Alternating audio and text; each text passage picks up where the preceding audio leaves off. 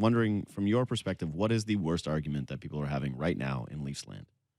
Oh, that's a great one. Probably the Nylander one. Oh, yeah, Probably I'm the with Nylander argument's the one that Gotta frustrates trade me the him. most. Got to get rid of. I mean, that is. He may be the most. I know everyone loses their mind about Austin Matthews and how come he's not Sean Couturier or he's Patrice Bergeron.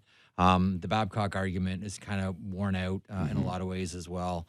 The toughness argument is another one, but to me, the Nylander one still burns. Like if you talk to a lot of old school hockey people, It's so weird. got to get rid of him. And you look at, and then if you talk to more, younger hockey observers, with that find value in something as ridiculous as zone entries, they'll say, no, this guy's a completely valuable asset for the Toronto Maple Leafs, and you should not let go of him. To me, the Nylander one, and I'm pro Nylander. Same. And amongst my friends, I know I'm very much in the minority. It's true. But I'm a pro Nylander guy. There's a lot of value in that game. I mean, it's all expectations, right? If you want him to be a winger cut out of the cloth of Cam Neely, yeah, he's going to be disappointing.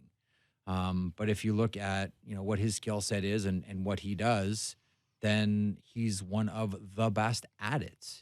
You just can't expect him to be something that he's not. No. So I have basically given up on the Nylander thing because it's just one of those things where I so don't see the other side's perspective on it that it's hard That's for healthy.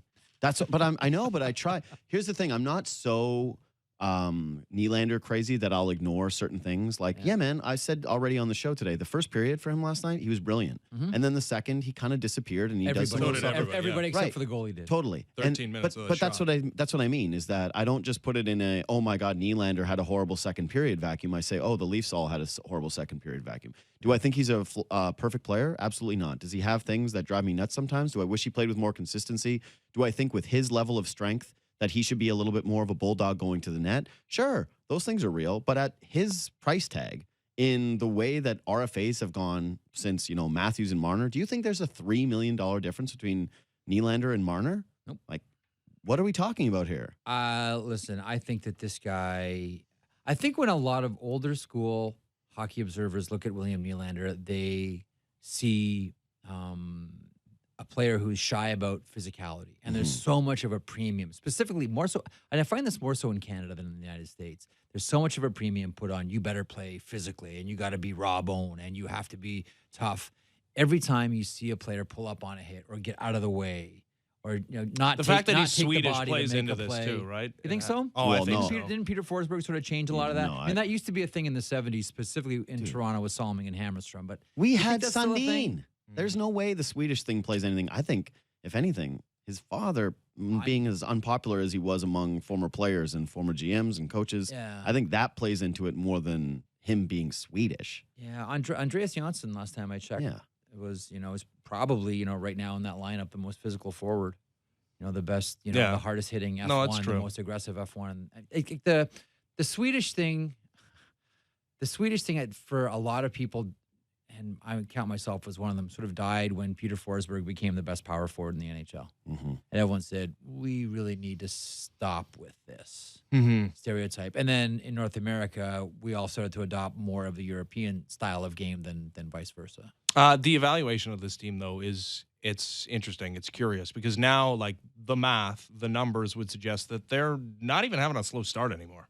Like, they're on pace for more points than a season ago. And you can say that they underperformed last season, which, yeah, you might not be far off because they were only 4 points into a playoff spot last year. But they're, by the numbers, having a better season than they had a season ago. Are they trending for more points right now? I believe they are. Yeah, they are. So I was on with Deitch and Blair 2 weeks ago, and I can't remember who brought up the point, either Richard or Jeff, who said, listen, I know everyone in Toronto is Chicken Little and the sky is falling. And one of the two said, I'd only be concerned if they're playing like this with John Tavares in the lineup. And I agree with that. Like, I think that if you're holding your head above water, with as bad as it may have been for the Maple Leafs, and again, in Toronto, everything is exaggerated. If that is as bad as it gets for the Toronto Maple Leafs, having John Tavares out of the lineup, then this team is okay, don't you think? I think they're If okay. that was the worst of it. Yeah. Well, I think there's a few things happening. One is that with Matthews and Marner and Nylander all having I don't want to say Matthews' was contentious, but Matthews changed the way that salaries happen now. Like he got his 11 mil, but only 5 years of term. That was the key, is getting the Yeah, piece. which the 5 years, which everyone went, whoa. right. That was a what? Sorry, excuse me. Yep. What's happening here? Marner's was contentious. Nylander's was contentious. It took half a season. Yeah. It recalibrated fans' expectations of these guys, and I think to some degree that's fair, right? I've made the case before that I think Mitch Marner would have been smart to take just a little bit more money, and then he gets to be the darling of Toronto. Less and money. people Take more money or less money? Okay, less you said money, more. and just did I? Okay, yeah, sorry. I think he should have taken more. He should have gotten more. Held out Can half you the tell year. who on good shows in a contract negotiation right now? Yeah. Get your money, Mitch. No, I just think that it would have made life a little bit easier. That you forget sometimes that these dudes are 22, but that they set the level of expectation, right? When they said, give us all that money, it comes with, well, we're ready to be the best players in the NHL. But I think it's really, really hard to do that when you're 22.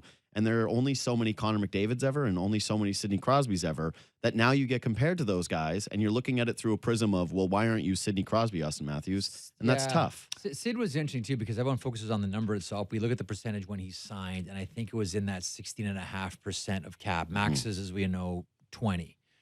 So I always look at percentage of cap as opposed to the actual number that the player signs for. It's a smart thing to do. And McDavid was, listen, McDavid, that deal was at 14, and both sides were cool with it. Connor wasn't. Yeah. Like Connor did that quote unquote good Canadian boy thing and said, I'm going to take a little bit less. And all those nickels and dimes just went right into Leon Draisaitl's jeans. But still, he made the quote unquote sacrifice for that team. So I do understand what you're putting down. But that's what I mean is that I just think that expectations are now so high for those guys that no matter what they do, like again, Austin Matthews probably going to score 50 goals this year. And people are going to say, well, yeah, what do you do defensively?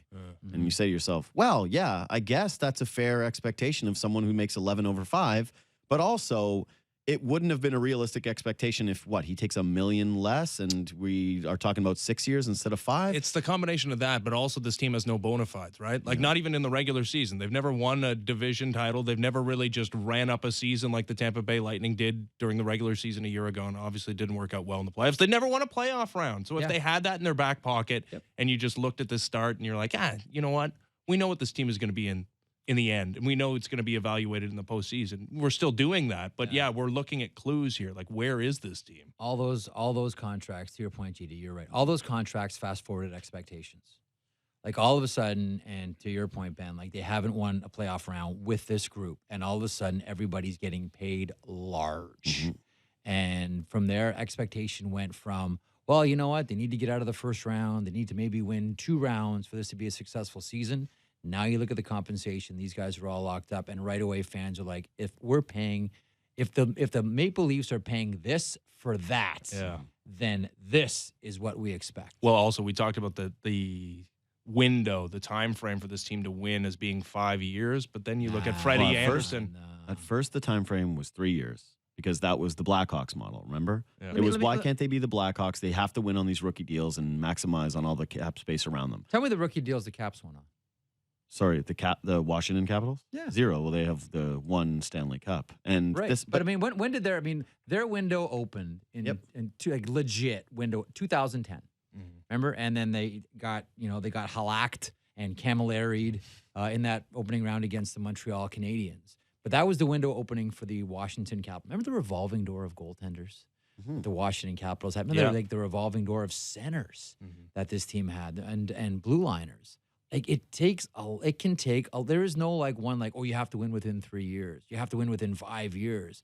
Like, look how long it took the Washington Capitals from when that window was opened, all the playoff frustration, all the failures, all that we're getting speed bumped here every single year by the Pittsburgh Penguins. Look how long it took. And then it took down 2010 2-0 to the 2018. Blue Jackets in overtime of Game 3. They were almost out. Yeah. Goodbye. See you later, right? 2 bagel and what's and I get happening that. here? And I get that. It's just that this group has been under, it's a confluence of events that are happening in terms of the way that this team is perceived, right? It's not just one reason. It's not just the contracts. It's not just because it's Toronto. It's not just because of anything. It's a bunch of different things working in concert. And that's what I look at too, is that also expectations for the group have always started high. That the point I was making with the Blackhawks thing is that's the first team they were compared to. Taves and Kane and Duncan Keith. That was it. It was why these guys got to be that. And then they didn't have a blue line, and the Penguins won without a blue line. And everyone went, well, they're going to be the Penguins, I guess. They're not the Blackhawks, guys. They're Sidney Crosby and they're Malkin and they're the Penguins. And you kind of have to step back and go, and now, exactly, this is what we're doing. We're kind of saying, well, maybe they're the Capitals. Maybe they're the Ovechkin. The thing about the Maple Leafs, too, is unlike any of these other teams, like this is a completely different style of squad. Like this is like the makeup of this team and the philosophy behind this team is unique in this era. And a lot of people are pointing at it and say, this can't work because it's never worked before. You need to have, some sand in your boots. And if you don't have sand in your boots, you're not going to be a successful team. The gamble the Maple Leafs are making, the gamble Kyle Dubas is making here is skill will prevail. And if you look at all their moves, right, and I know Cody Ceci is the outlier move on this one. But if you look at, 99% of the moves that Kyle Dubas has made, he's looked at his roster and said, where can we improve with skill? Mm-hmm.